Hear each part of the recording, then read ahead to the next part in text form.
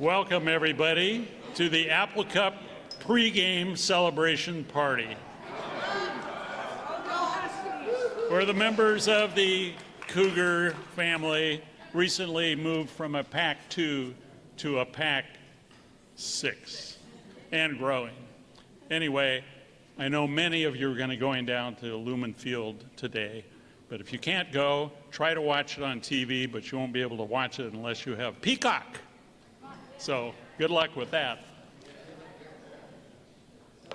Anyway, we do have a contingent of Cougars and Huskies here, and so no betting until after the meeting. But thank you all for being here. Good morning.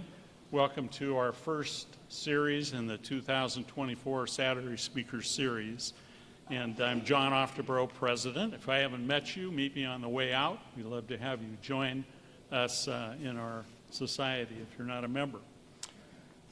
Thanks to Joanne Potter, who isn't here today, but she is. She snuck in. I can't believe that. Joanne, thank you as usual for getting all the volunteers together, and so she does a great job with that. And also thanks to Mary and Mary and Cynthia from Compass Realty, who are out there feeding us with wonderful homemade goodies. So if you didn't get one, there might be some on your way out. They've been very influential in helping us support our organization financially. So if you're in any thinking, or you know anybody who's thinking about selling their home or buying a new one or downsizing or anything like that, they can help you. And if you do sign up for that, as they have done before, will share part of their fee with us, which is terrific. And as a reminder, you can step into our museum office on your way out. Teresa will help you rejoin for next year or join for the first time. And speaking of membership, we now have 108 lifetime members. And it's really fantastic because each one of those individuals who have bought or been gifted a membership have donated $1,000 to our society, which means over the years, $108,000 have come our way. And so today, we have another new member. So Tom Hansen, would you please come up and bring Reagan with you? So Tom has been a member for many, many, many years. And at this point, he is going to be, step right over on this side. Tom, over here. Tom is going to be graciously gifting a lifetime membership to his younger sister, Lucille, who is deceased. And her daughter, Reagan, is here to accept this award. Oh, Patsy, would you hand me that? I knew it was nearby.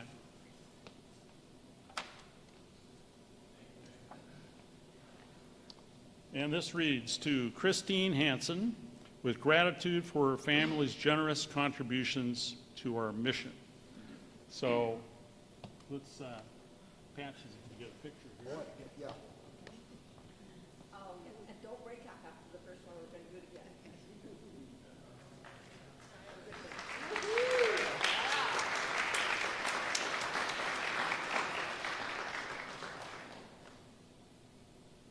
We like it. Well, I have a little speech. Well, wait, before that, Tom also reminded Holly and I that several years ago, I think it was 2009 actually. Yeah, and 11. 9 and 11 doesn't go together very well, does it? 9 and 11. But anyway, Tom also donated for his parents, Wayne and Lucille. And at some point, for some reason, never got these nice certificates. So you're going to have these too, remember. And if you'll step right over here, Tom. Okay, thank you. My name is Tom Hansen, a Redmond Historical Society member. I bought 2 lifetime memberships for my parents, Wayne and Lucille Hansen. They arrived at Weber Point in November of 1944. I was 3 years old, but my sister Christine would be born in March of 1946. At the last meeting in April, I received a lifetime membership from an anonymous donor. I was stunned. Now it's time to include Chris to complete our family of 4, so I purchased another membership. My sister died of cancer in 2005. Her daughter, Reagan. My niece is here to accept the certificate.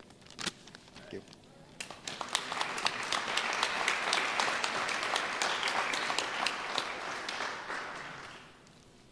And thank you, Tom. And that's the shortest speech Tom has given here in quite some time. But here are your certificates, suitable for framing. Oh, wonderful. And thank you very much.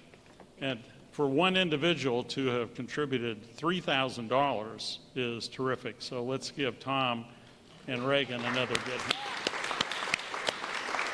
Oh, Tom. You can't have everything in here because you got me notes. Okay. Okay.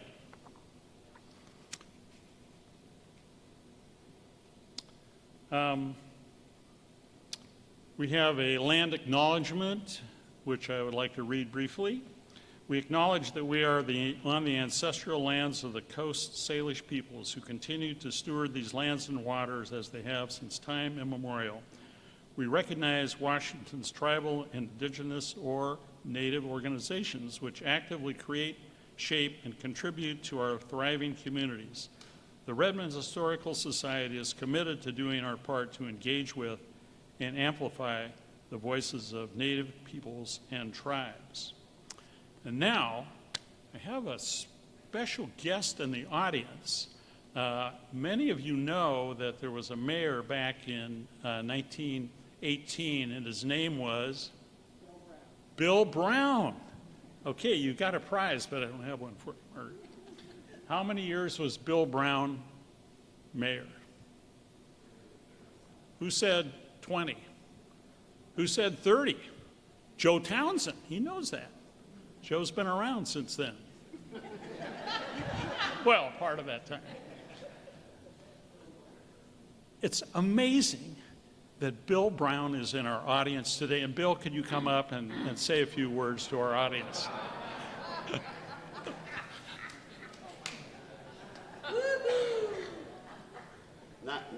Nice to meet you, John.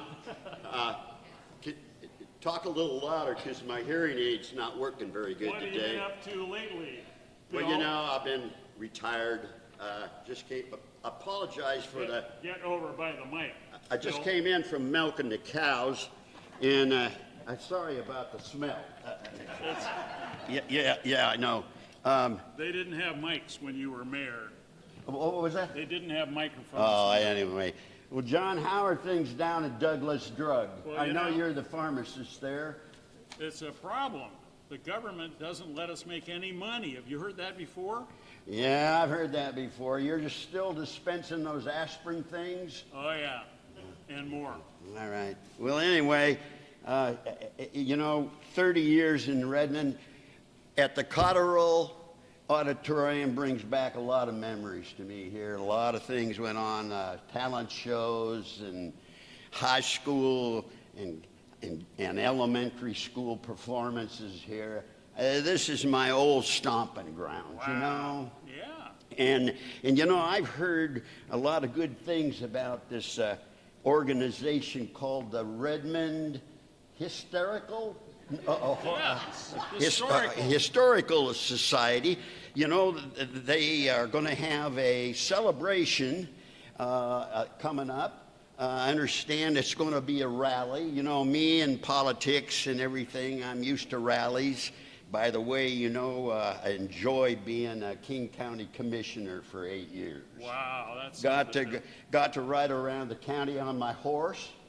And, you know, one of the things about being re-elected here in the city is that I was an advocate for a first gas station here. Well, another question for you, Bill. Is it true that your tavern was doing something suspicious during Prohibition? That's true. That's true. I want to be totally transparent about this. We also had dances upstairs. Oh. Yeah. And, but you know what? Prohibition here in the city and the fact that logging kind of went south put me and the missus in a real bad way. I had to come up with some new ways to make a living here. But anyhow, back to this place, you know, the Historical Society is going to have a, in fact, sitting on my chair, I saw a notice here. Oh, yeah. Do you have anything to do with this? Yeah, we're going to be there. You should come. Okay, anyway, it's going to be at the senior center. And we have a senior center back in, it was the Oddfellows Hall. Yeah, that's what I heard. And everybody over there was Oddfellow. I know, you heard that. Okay. Anyway, on Saturday the 28th, we're going to have a celebration recognizing 25 years of service here to the city of Redmond. The volunteers in this organization have been outstanding. It's going to start at 3 o'clock in the afternoon, and it's going to go to about 5:30, and then everyone's going to leave down to one of these taverns on Leary Way. Awesome. That's my place. I want to invite you in. Sure. Do they Anyway, call it the Matador now? I don't know. I don't know. That's going to happen in the 2000s or something. Anyway, it's time for me to go. One last thing, everybody, pull this up on your chairs. Take a look at it, stick it in your pocket, put it on your calendar, and old Bill Brown's going to see you there then. Thank you.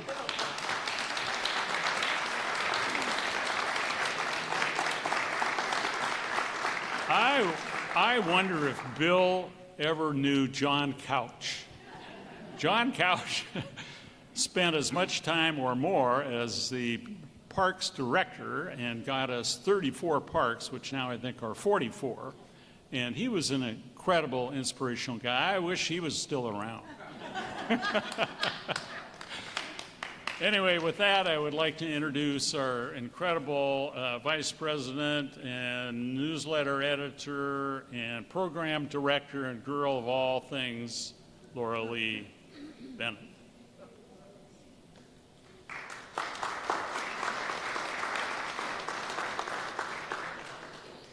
Thank you, John. Can you all hear me? Yep, I can hear you.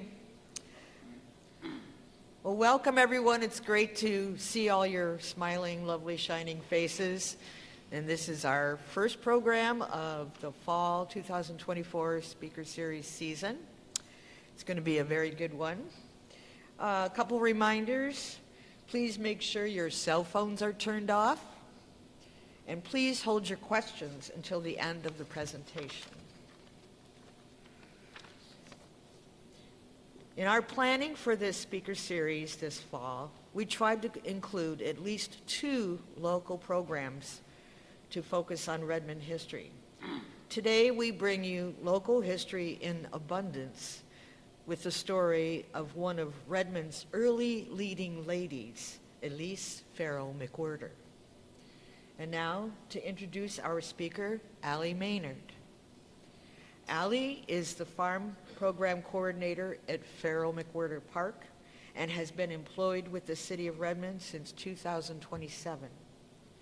Allie has spent a significant portion of her career in parks and recreation at Farrell McWhirter Park and has helped to maintain the park's legacy of equestrian education, farm and agriculture education, and promote stewardship for the natural world through day camps, outdoor classes, community events, riding lessons, and much more.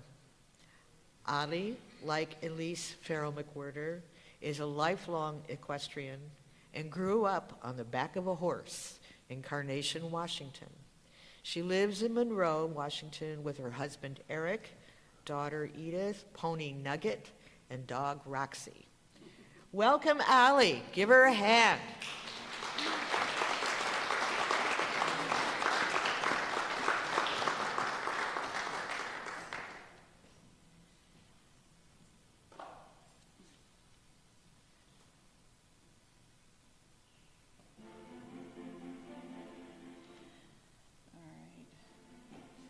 All right, thank you so much for having me here today. Yes, my name is Allie Maynard, and I'm here to talk about Elise Farrell McWhirter.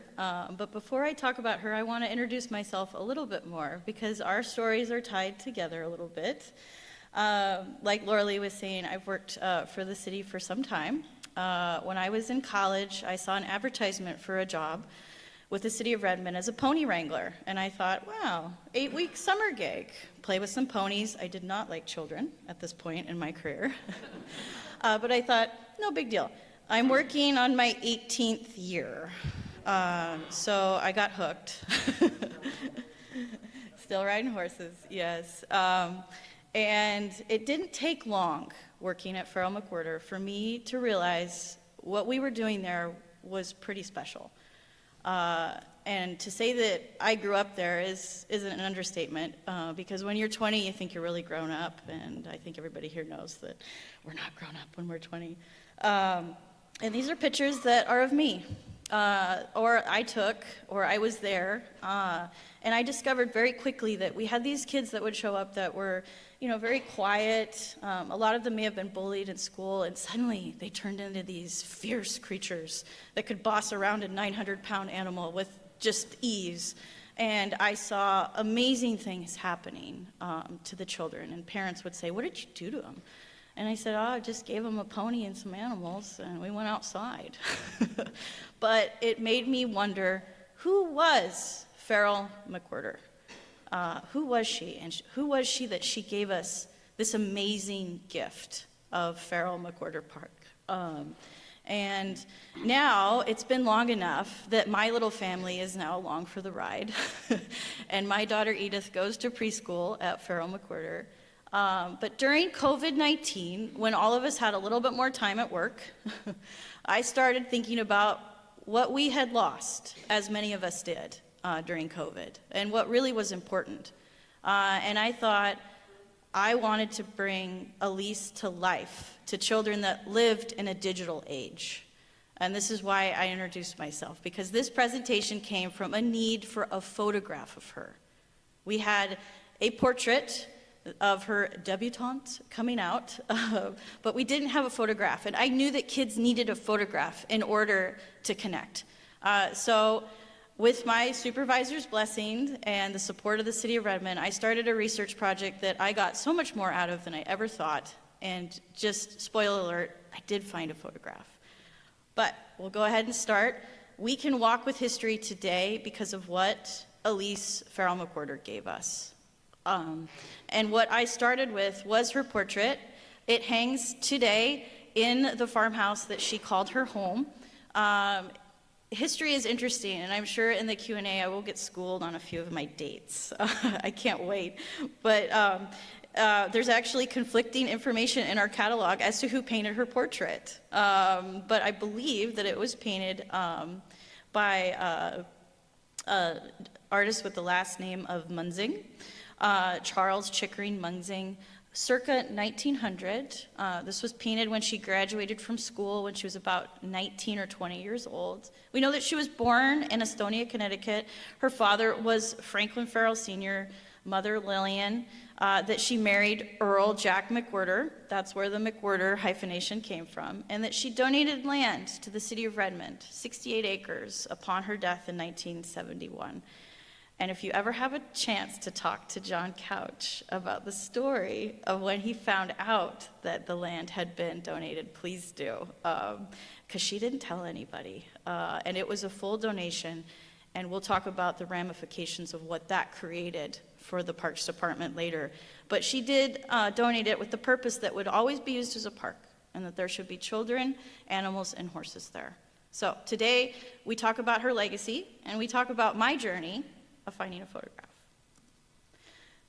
So the first thing that I came across really hooked me in. An article that was ran in the San Francisco Examiner in 1904, and the title was, "Why Did the Little Heiress Change Her Mind?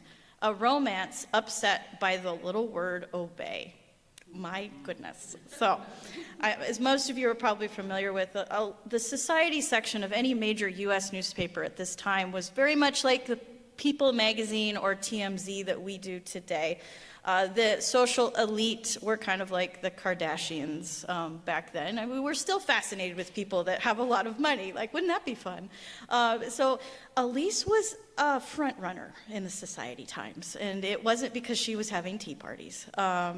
This article in tiny font talks about how she worked in her father's office at the Farrell Company, and her father had poor health, and they went to Monterey, California.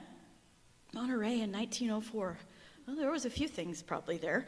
And she met a young gentleman by the name of David Hoyler Gaines. And for those of you that might be familiar with East Coast history, the Hoyler Candy Company was worth a pretty penny back in that time period. They were both heirs to large fortunes. He was also from New England.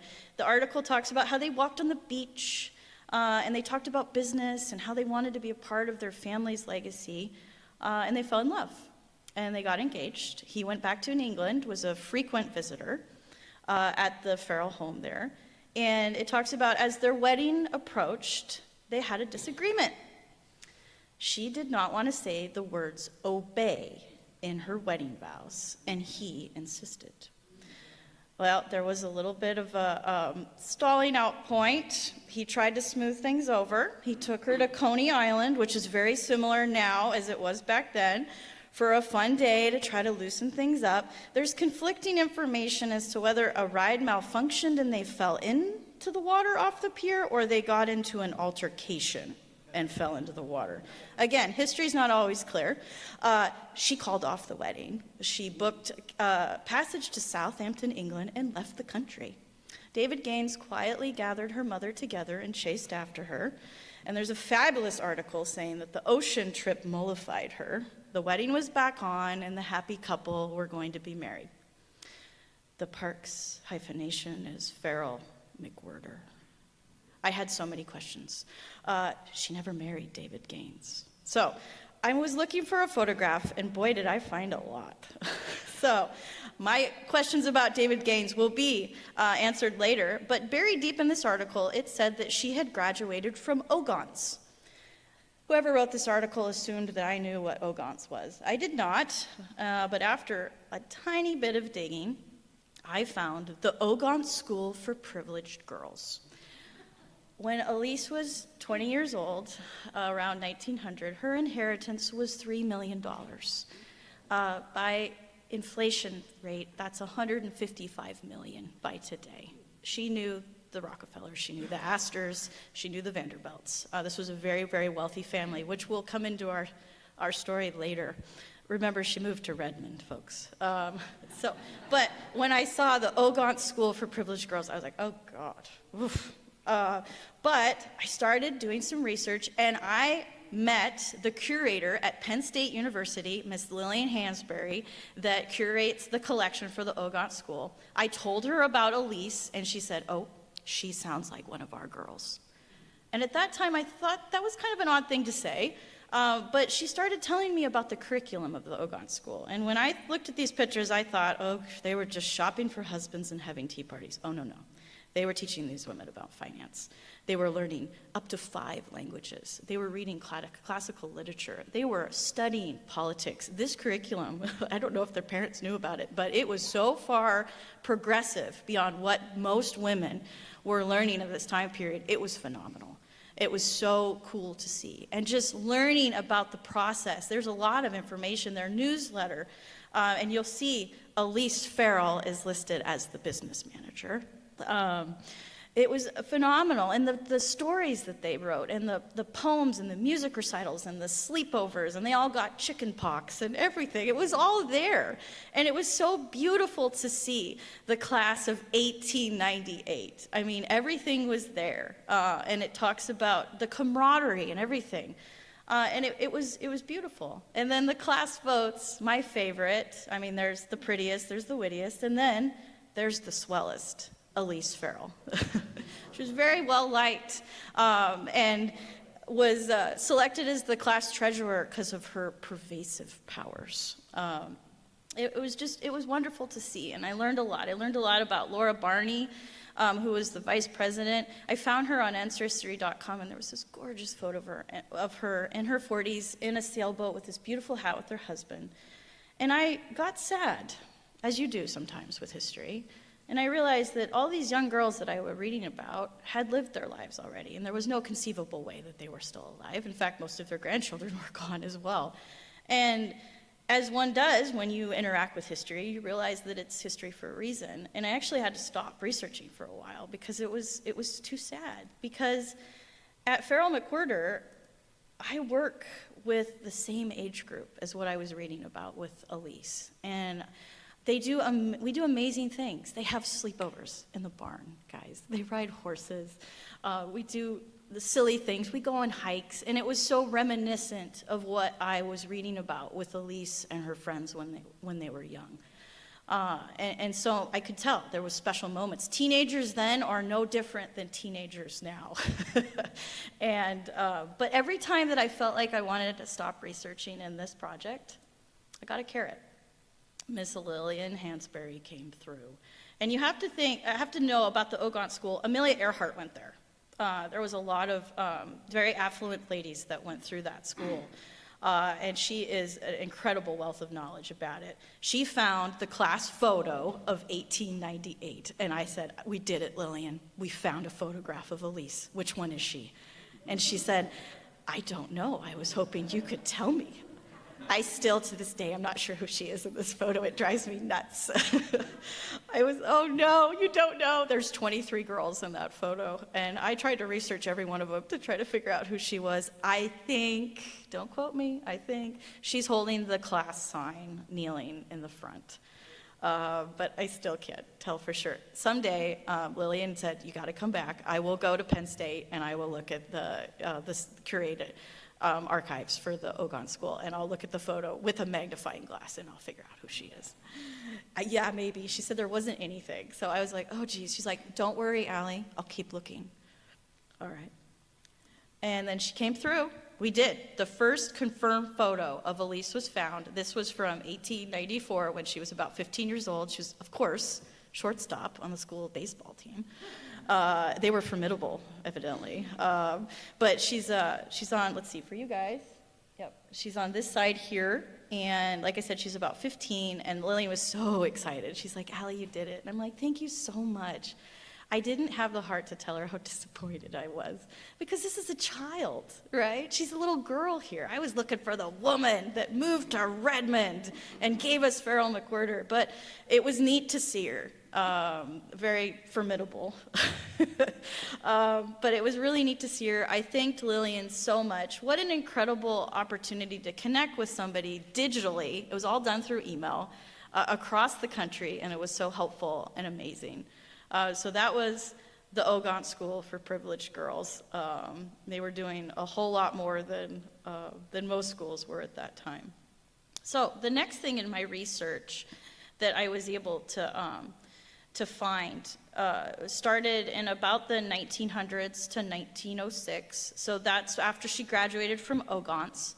And this is when I actually reached out to UConn, University of Connecticut. They have the archives for the Farrell Company, and I reached out to them for potential photographs of the office staff around this time because I knew she worked for her father. And they didn't have a whole lot in terms of photograph of kind of the company's leadership, but I learned more about Estonia, Connecticut. I learned more about the Farrell Company in itself. The Farrell Company was a foundry. They could make anything that you wanted out of metal. In fact, they made brass and nickel parts for industrial machinery in the Industrial Revolution. They made cannonballs for the Union Army during the Civil War. I mean, they could make anything. And Mr. Farrell was an incredible businessman. It was all self-made. He did not have money before that company was started. He had interests in mining as well as sugar in the Caribbean. He was just a phenomenal businessman, and he clearly passed that on to his children. But I spoke with people that worked for the Farrell Company. Facebook is amazing, by the way.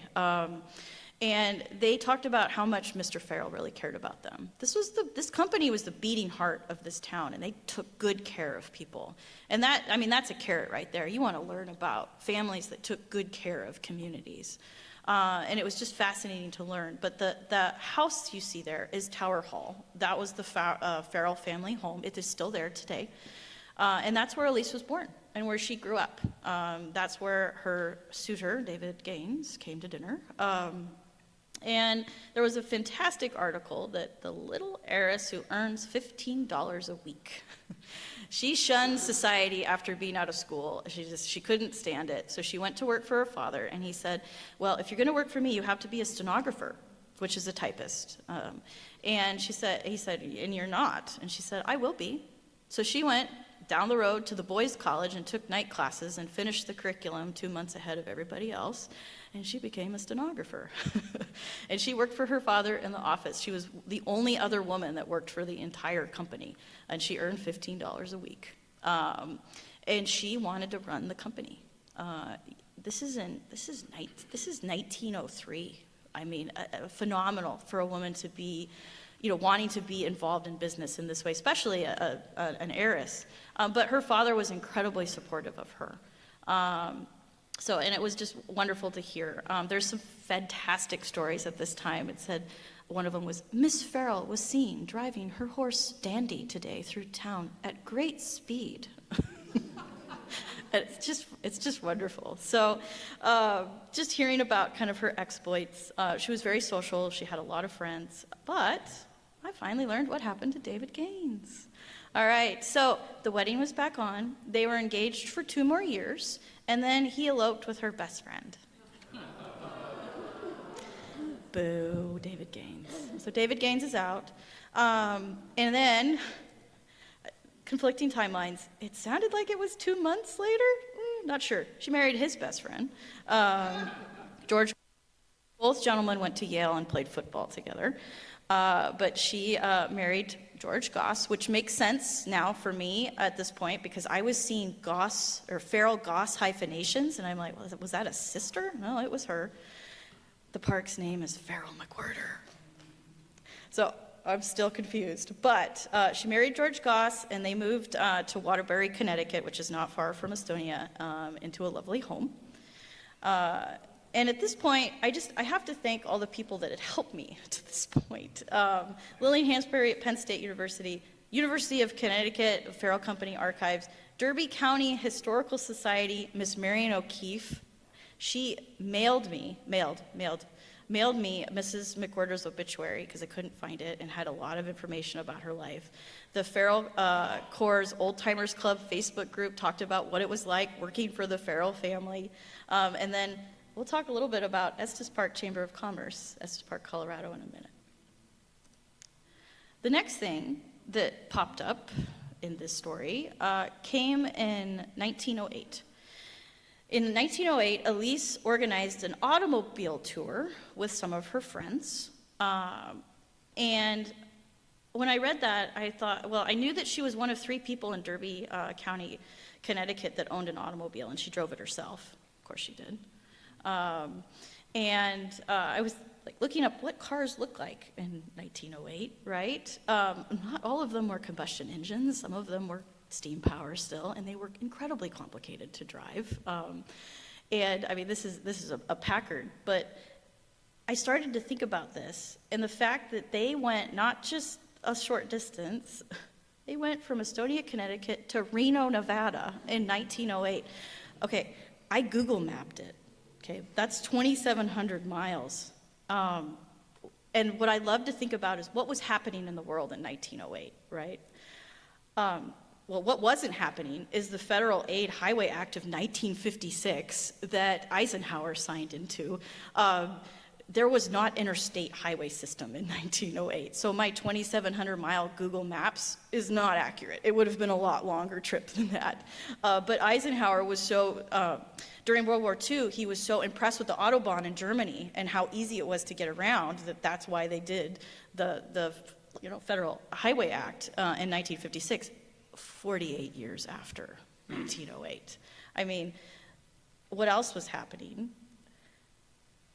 The Kitty Hawk flew for 2 hours and broke the world record for flight. I mean, the world was young in some ways in 1908. And if you had $850, you could buy the first Ford Model T that came off the assembly line in October 1st of 1908. I mean, they didn't drive a Model T to Nevada, probably. It was just unfathomable to think that, you know, all these friends got together with the automobiles just for funsies and drove across the country. But they did. And they made it, because this is what Reno looked like in 1908. And Lisa's younger brother, Franklin, went with her. And there was one person that didn't go. George Goss, her husband. So everybody else got their automobiles and put them on a train and went home, and Elise stayed in Reno for 2 years and petitioned a judge for a divorce. George Goss is out. Remember, the Parks hyphenation is Farrell McWhirter. All right, so yes, at this point, Elise, she stayed, like I said, she stayed in Reno for 2 years and petitioned for a divorce. She did return to Connecticut.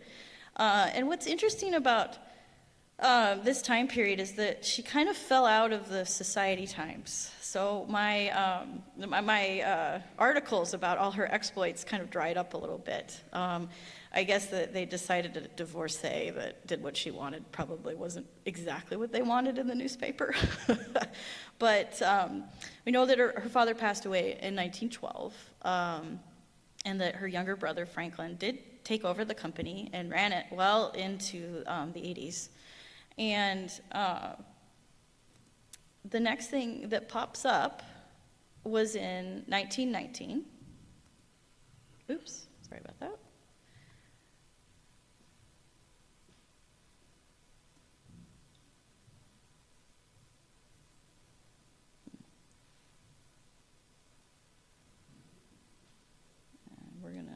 Looks like we've got some slides that are out of whack here, but we'll talk a little bit more about what happens in 1919. But if you can look at this photo courteous of Franklin Farrell IV and Christine Farrell. All right, so at this point in my research, things had kind of slowed down in terms of finding information, like I said. And this is the funny part about it, is the staff at Farrell McWhirter was very vested in this story, because you have to understand that 99% of the time it's an all-female staff, and it's an all-female volunteer group too. I swear we don't do it on purpose. But there's something about horses and girls that just kind of go hand in hand. So when I was telling them the story about Elise and all the things that she did, they were just like, this is so cool. It's a neat story to know that there was this strong, independent woman well before the women's suffrage movement, all right? And so I found some information online that there was some folks living in the Estes Park, Colorado area with the last name Farrell, 1 L, not 2, drives me nuts when they add 2 L's, it's 1 L for Farrell. And they said, you should try to contact them. And I didn't want to bother the family, because this person, calls you and goes, I think your great aunt's great, and I want to talk to you about her. That's weird, right? But I called the Estes Park Chamber of Commerce, and I asked them if they knew who Franklin Farrell IV was. And they said, no. I'm like, okay. And they said, I got a phone book here. Do you want me to look it up? I'm like, yeah. And so, sure enough, they looked it up, and they gave me his phone number. And it took me a month to get the courage up to call it. And every day, the staff would say, Allie, have you called Franklin Farrell IV yet? And I'm like, I have not. So I finally did, and I got an answering machine. And I hung up, because what do you say, right? And I called it back, and I left a voicemail for him, and it sounded exactly like this. My name is Allie Maynard. I'm from the City of Redmond Parks Department, and I think your great aunt's really great, Elise Farrell, and I would love to talk to you about her. That's exactly how it sounded.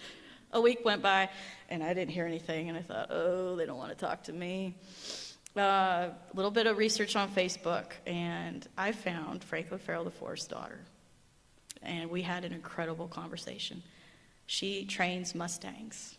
She rides horses. And we'll talk about Elise and her legacy of equestrian, my legacy of equestrian. I felt like I was talking to a friend.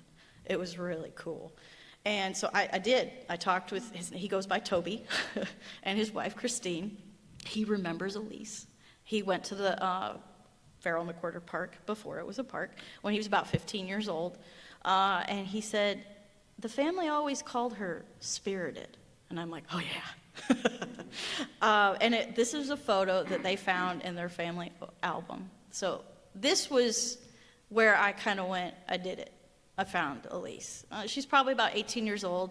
Her brother, Franklin, is right here on your left. And he's probably, he's probably 14 or 15. And that was her. She was gorgeous, my goodness. And if you hold this photograph up next to the portrait, you can definitely see the similarities. But I just thank them profusely. We had some fabulous conversations through email. I invited them up to visit. Toby's in his late 80s. So I don't know if they'll ever make it up. They live in Pasadena now. They sold the Farrell Company back in the 80s to an Italian company that now makes plastic parts, but is still essentially a foundry. But it's still there, and the company still supports the community of Estonia. But that was the remarkable story of actually meeting the Farrell family. And we've stayed in touch a little bit. I told them about this presentation, and they were like, oh, they were so excited. But it's pretty far removed from them now, but it was fun to share her with them. So next is 1919, and this was a big one. 1919, finally, Earl Jack McWhorter enters Elise's story. They were married on May 14th, 1919 in Seattle. These are their passport photos. They went to Hong Kong for their honeymoon. And I'm still mad at whoever took her picture for her passport. When I saw that, I was like, really? But I printed these out. I had them framed. They're on the hearth above the fireplace in the old house under her portrait. So when all the kids come in, they can see Jack's face, and they can sort of see hers. And one of the witnesses at her wedding was Edith Wayne Goss. And I was like, who? George Goss is coming back into our story, people. What? I thought George was out. Nope, George was steadfast. So Edith Wayne Goss was actually her sister-in-law, one of her ex-husband George's brothers.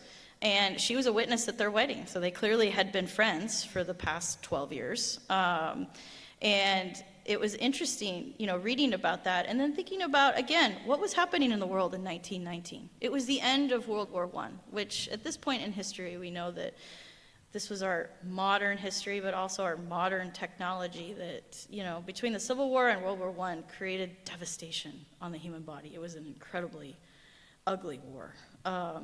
But it was nearing the end of it. And so that was a big thing. We also know this was the precipice of Spanish influenza that killed nearly 3 million people on the planet. And we know a few things about pandemics now, don't we? There was a lot going on in the world in 1919. But there was a lot going on in Elise's world, too. This is her younger sister, Estella, Lillian Estella Farrell. And if the Farrell women were apples and they fell from a tree, they all landed in the same place. Because Estella was driving a truck for the Red Cross at the Western Front of World War I. And it wasn't just any truck, it was an ambulatory truck. So it's 4 feet off the ground, it's a double stick, it's a double clutch, and you hope that the guys in the back aren't hurt too bad so they can get out and push. Because the mud of the Western Front is still known today. But that's what she was doing in 1919. And in the midst of all of this, she met somebody that she knew, George Goss, who was a officer over there fighting on the Western Front. I don't know where they met per se, but they started exchanging letters. They fell in love, and they got married in Paris in July of 1919, just a few months after Elise and Jack got married in Seattle. So, like I said, George came back for a second time for a Farrell woman, but my goodness, they were tough. And they had, and this is where history can get interesting. They were married in July of 1919, and they had their only son in November of 1919. Do the math. George Goss Jr. But wonderful, right? I mean, what a neat thing. Estella and George were married for a good 30, almost 40 years. They had a very, very happy life together. Lived on a beautiful property in Connecticut. And she remained close. The sisters did. They remained close. So just wonderful. But Elise and Jack, like I said, married in Seattle. And then the happy couple moved to Walla Walla, Washington.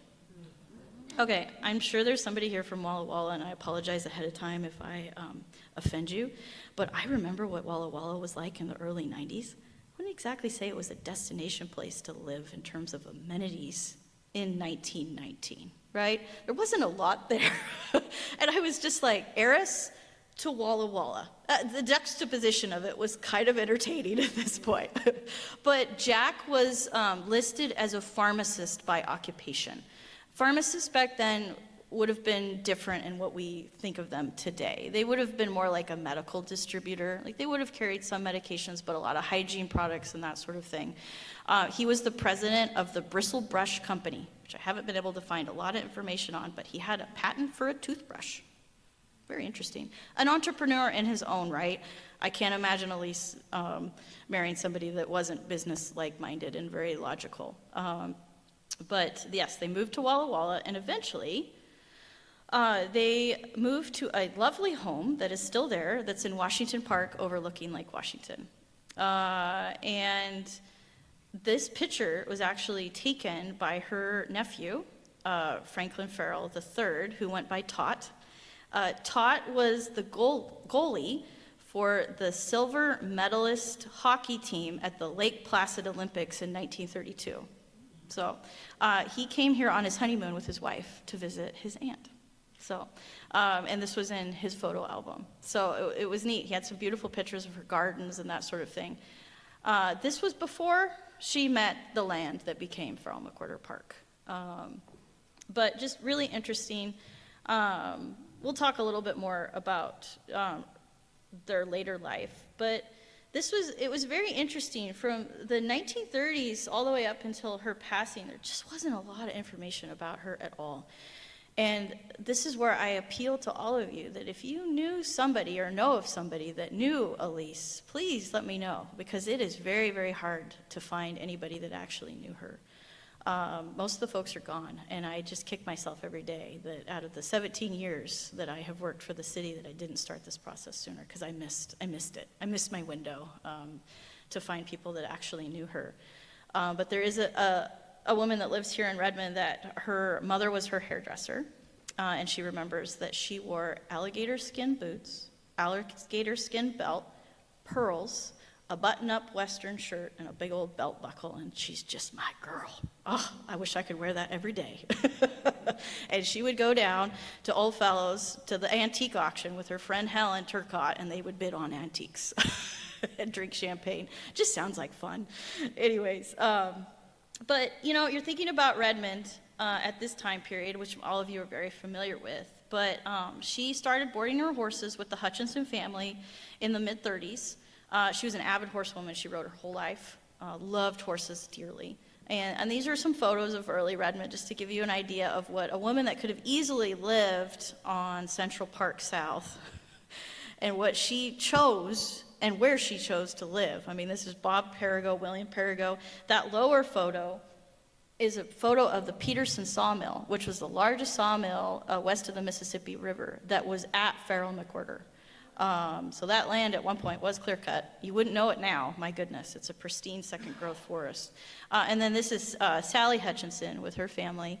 The McWhirters bought the land in around 1936 for $6,000. And I think there's still a grudge because $6,000 actually wasn't a lot of money even back then. And a lot of the family thought that Elise took advantage of Sally. I think that if I ever do another research project, it will be on the Hutchinsons because I think they deserve it. They deserve to be known by the people that take recreation programs in Redmond. They were the original homesteaders. They pulled that land out of just, virgin forest and made it a home. And it has a lot of good feelings because of that. But Jack passed away in 1966 at 75.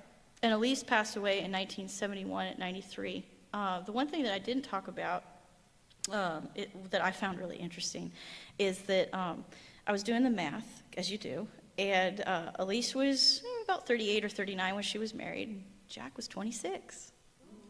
It took a man 12 years younger than her to keep up with her. That's what I think. And interestingly enough, Estella, her sister, was 12 years younger than her husband. So everybody just swapped around. But it was really interesting.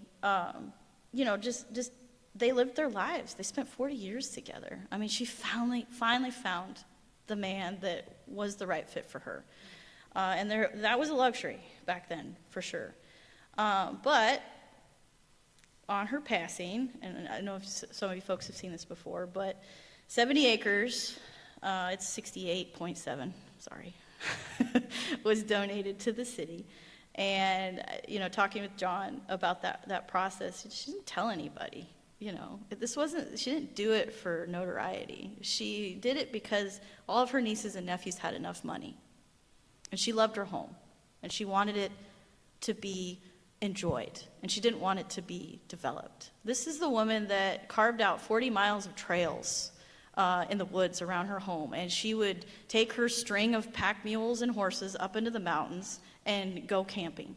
I mean, it's so easy for somebody like me to relate to, in that I'm a backcountry horsewoman too. That's where I find my peace, is back there in the mountains. And it was so neat to see that, and that she was just a wonderful fixture in the community. One story that our previous mayor, Bud Young's daughter, Deb, shared with me is that, and this is an insight into her, she called Bud not long after he'd become mayor, and she said, "Bud, I got a bear getting into my chicken coop. I need you to come take care of it." And he said, "Oh, Elise, I'm mayor now. That's not really my responsibility." And she's like, "Bud," he said, "let me think about it." Well, he ghosted her, and he didn't call her back. So time passed on, and she had him and some other folks from around Redmond out to her house for a white tablecloth dinner, steak dinner. And I can just imagine they were sitting in the front room by the fireplace there, and Charlotte, her maid, was probably going in and out and helping things, and Jack was sitting there, and she goes to Bud, "How's your steak, Bud?" And he said, "Oh, Elise, it's delicious." She's like, "It's the bear, Bud." She hired a hunter to shoot the bear, had it butchered, and she fed it to the man that didn't call her back. I've told that story to quite a few of the staff at Farrell McWhorter, and they're like, "She's our girl." And I suddenly realized what Lillian Hansberry at Ogant School Collection, when she said, she sounds like one of our girls. You get attached to people that you research in history. It's like they become a part of you almost.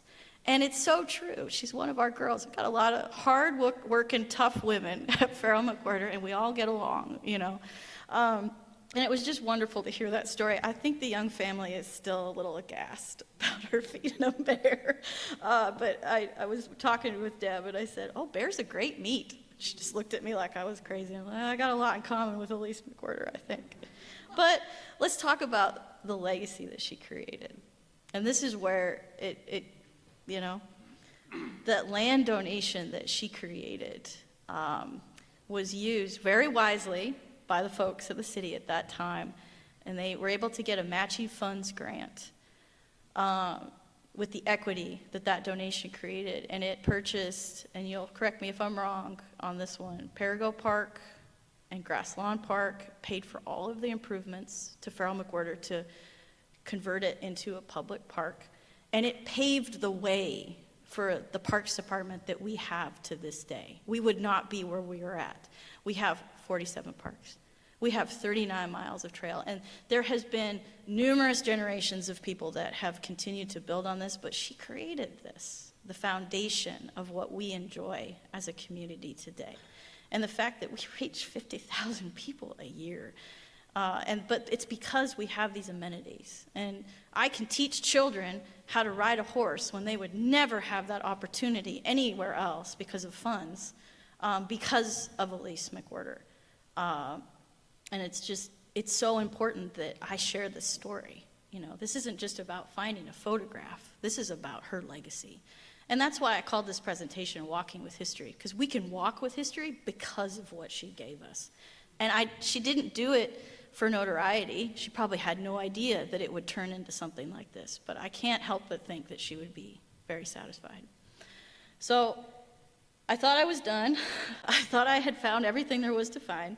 And then because of my experience with all the players in her life, I found a book on a Rare Books website that was entitled Bryant Farrell, and I knew that her older sister's married name was Bryant, and I found everything that I'd ever wanted.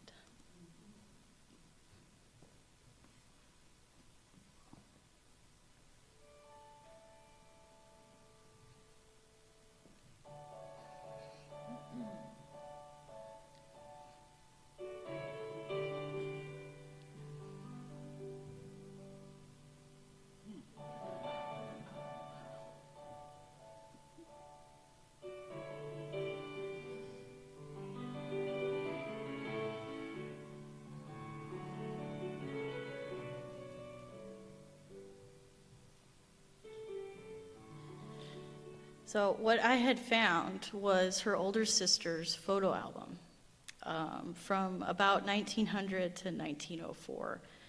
And I gotta say, I yelled at my screen a lot through this process and laughed and giggled and cried. And I cried when I saw that because that was her. That was her horse Dandy that they talked about, you know. It was everything that I knew that I needed to create the connection that I was searching for. And I hope that some of you will come to Farrell McWhirter. I'm going to do an abbreviated talk of this on the 28th of this month, right before the 25th anniversary. You guys got to come to that party. But I'm going to do an abbreviated talk and then a walk as well. And I'm going to take folks behind the scenes so that you can see the fits and finishes that she created. You'll see her portrait, and you'll see these photos that I've blown up and put in the farm office that when kids come in, that's the first thing they look at. They walk over and they're like, oh, is that her? And I'm like, yeah. Are those her horses? Like, yeah, those are her horses. They're like, oh my gosh, that's so cool. And it's like suddenly this connection and this flurry of interest happens. And it's just wonderful to see the connection that a few photographs and some old book that somebody has created. But here's a little promo for what's coming up.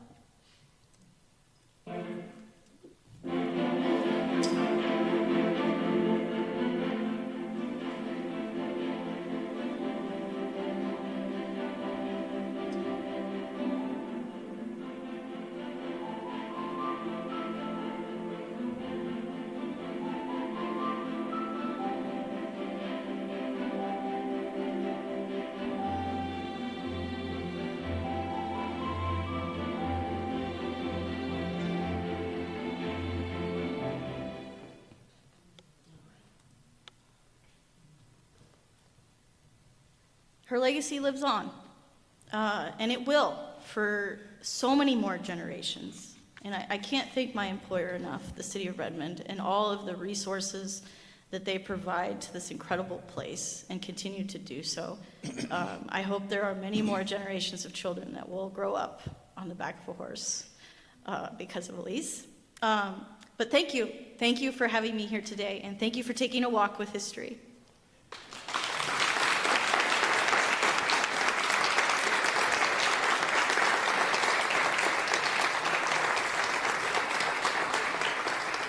Wow, that was spellbinding. Thank you.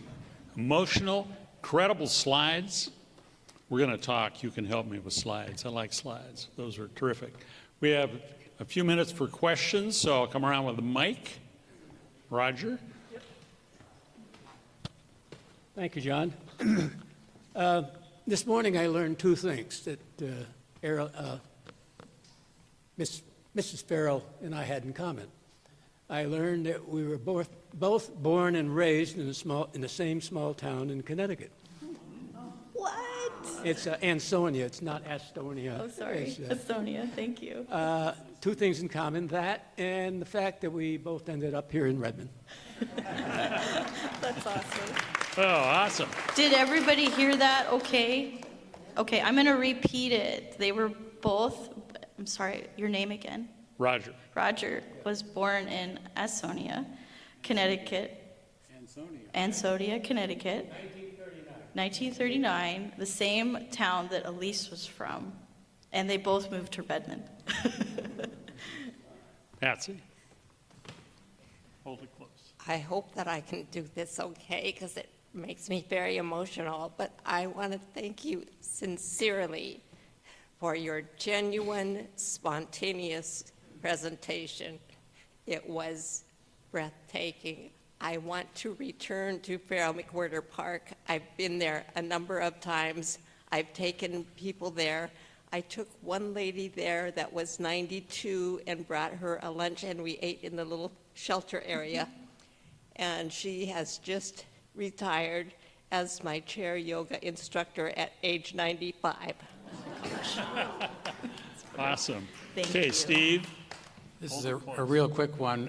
Was the Ogot School in New York City, or was it in the suburbs somewhere, or in No, the country? good question. The Ogot School was in rural Pennsylvania, actually. Yeah, near Pittsburgh. Okay, Ed? I've lived in Redmond for 35 or whatever years, and I never really thought much about the park at all. It was just that place the little kids go and ride horses. But I came and did your tour maybe about a year ago, and it was a real eye-opener, and that is a fantastic park. So good job. Thank you. Thank you so much. Any other hands? Oh my gosh, what a shy audience today. Well, I know somebody who will say something anyway. Mayor? I don't need that. My voice is so loud. It's for the recording. Oh, sir. okay.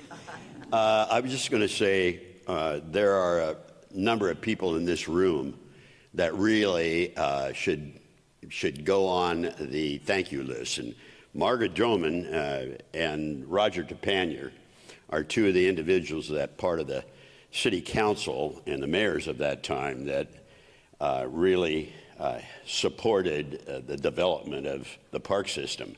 Also, there's some park and recreation commissioners that are here, Trails and Parks Commissioner, Gary, Ewan, and Chris over here, and back in the corner. There's those folks, those volunteers that really made it happen too. Incredibly, Bud Young, his name needs to come up here. Selwyn Young took office in 1968, and he was an electrician in town. And he often went out to Elise's house to do business. She needed help out there and this and that.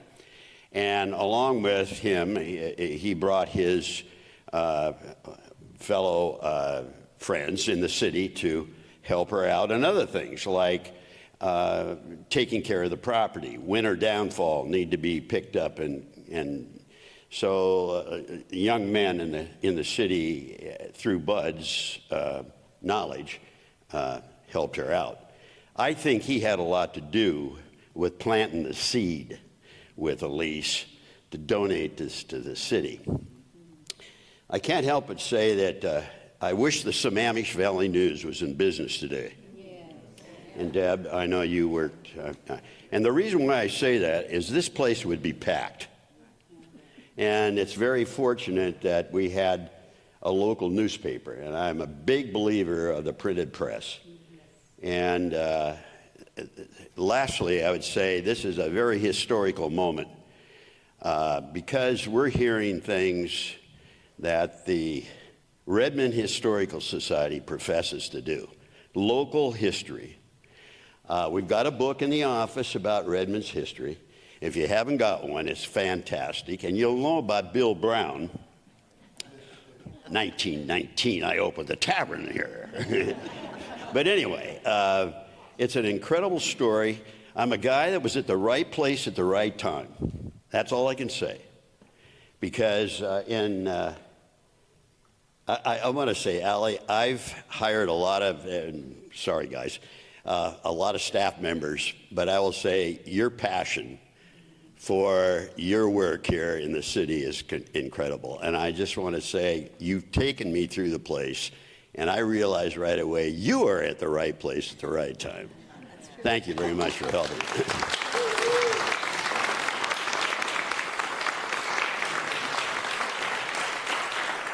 Thank you, John Couch. Wow.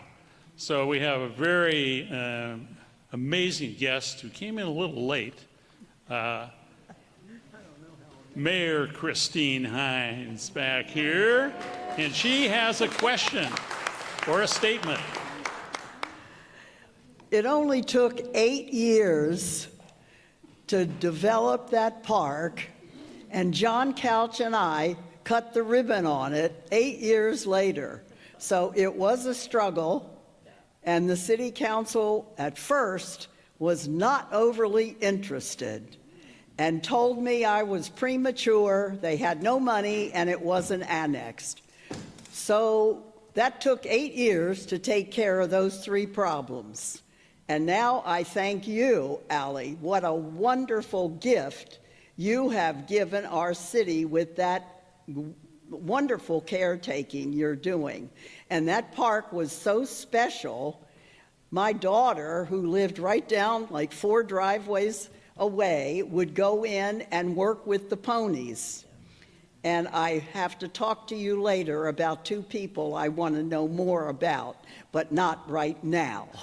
Anyway, thank you.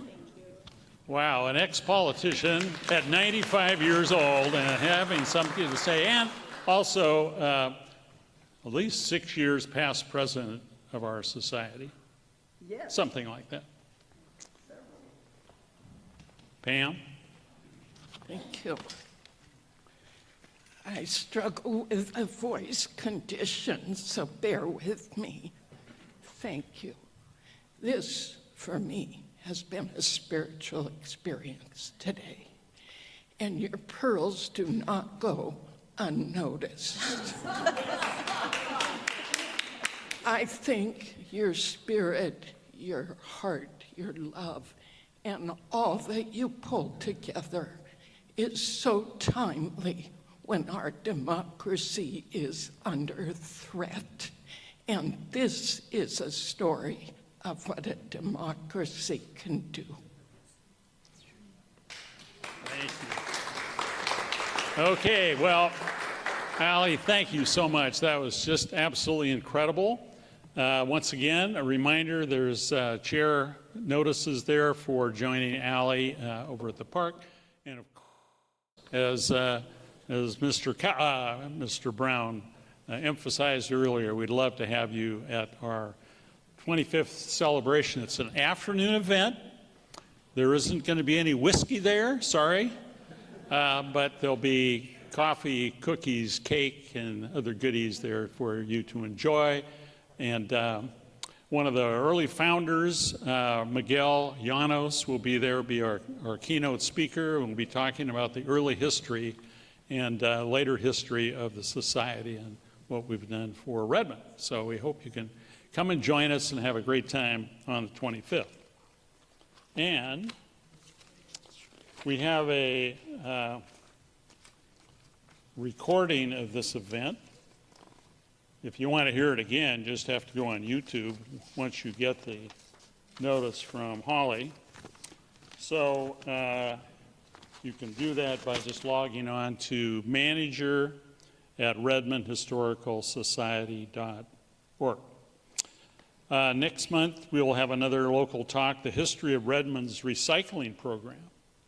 How about that for interest? We all do that, right? I'm in deep training from my wife, Deborah, who is an extreme recycling person. And it's good for the earth, isn't it? Yes. I get reminders every day about things. Anyway, it should be an exciting thing. That was the recycling program was the start of the Redmond Senior Group. And they started in one of the older buildings in Anderson Park, eventually were in a number of other buildings. And if you read the newsletter, my article last month, the one that just came out, describes the whole history of that. But it started with recycling. I hope you've had a chance to come in and see our collections. And the one that we just got, thanks to Joe Townsend, who chaired our bell committee, we now have the extremely old Redmond Schoolhouse bell out in our hallway and lobby. And between Joe and Dale Potter and Dean Jowers, Holly, and myself, we managed to, over a couple of years, get this bell reconditioned. It was a gift from the city. They also gave us $50,000 to have it restored. So it's a very nice display, and you can read a lot about it out there. And with that, have a great afternoon, and go Cougs, and go Huskies.